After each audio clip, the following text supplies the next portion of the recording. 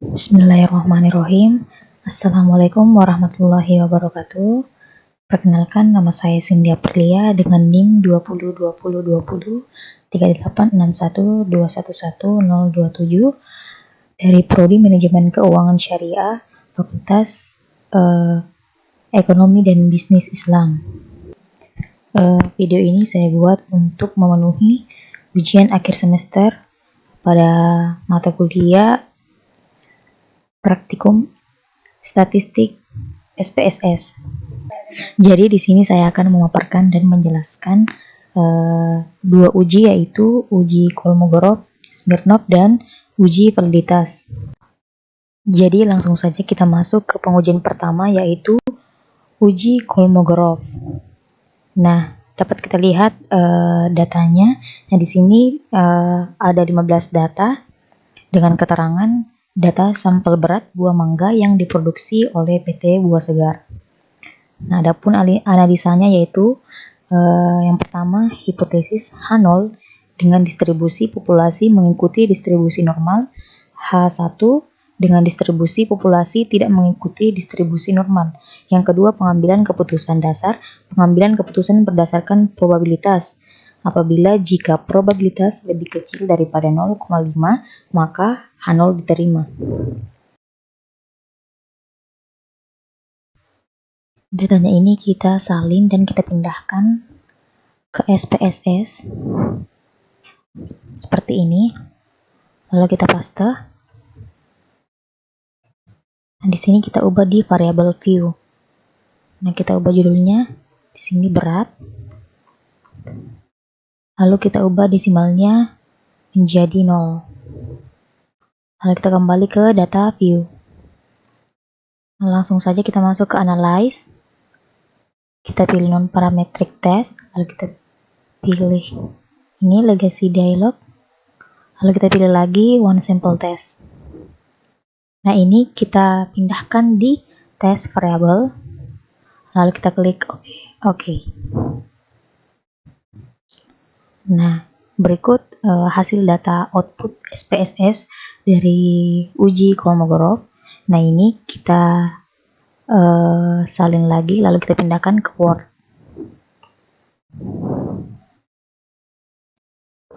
Nah, jadi inilah tadi hasil output SPSS yang telah kita pindahkan di Word. Dapat kita lihat signya ada 0,200. Nah, bisa kita lihat mean, standard deviation, absolute, positif, dan negatifnya. Di sini ada nilainya. Lalu dapat kita simpulkan bahwa terlihat pada kolom asimsik tutile untuk diuji dua sisi adalah 0,200. Karena kasus adalah uji satu sisi, maka probabilitas menjadi 0,200 dibagi 2 sama dengan 0,1. Nah, di sini didapat probabilitas di atas dengan alfa 0,05, maka H0 diterima atau distribusi populasi mengikuti distribusi normal. Nah, selanjutnya kita masuk ke pengujian yang kedua, yaitu uji validitas. Nah, di sini data yang telah kita pindahkan di Excel. Nah, ini ada 10 soal dengan 30 responden yang sudah kita bagikan. Nah, sebelum kita pindahkan di SPSS terlebih dahulu, kita mengubahnya di variable view. Nah, jadi di sini kita tulis responden, lalu kita ubah tipenya menjadi string.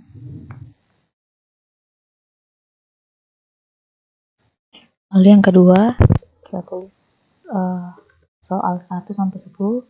Nah, seperti ini. Nah, setelah kita ubah di variable view, maka kita kembali lagi ke Excel. Nah, ini datanya kita salin. Kita pindahkan lagi di SPSS. Nah, seperti ini. Sebelum kita masuk ke analyze, terlebih dahulu kita ubah desimalnya jadi 0.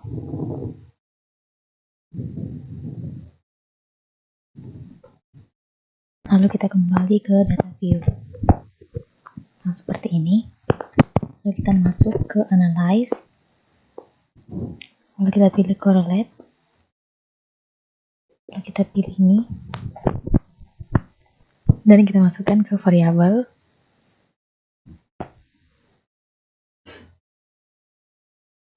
Kita ubah test of significance jadi one tailed, lalu kita klik OK.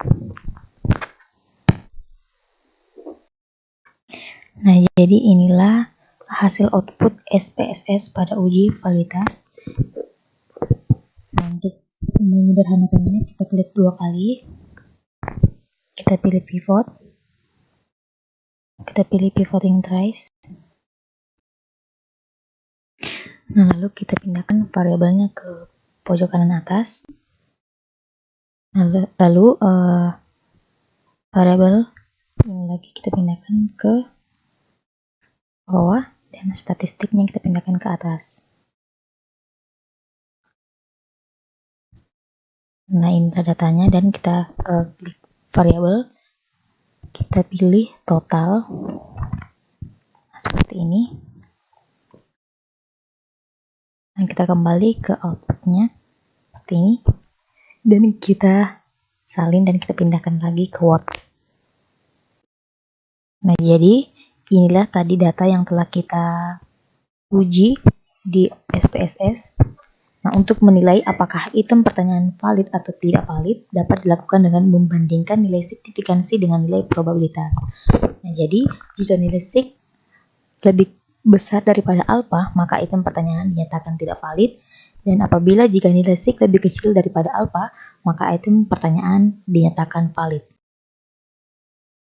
Nah, jadi adapun alfa yang saya gunakan yaitu 0,01.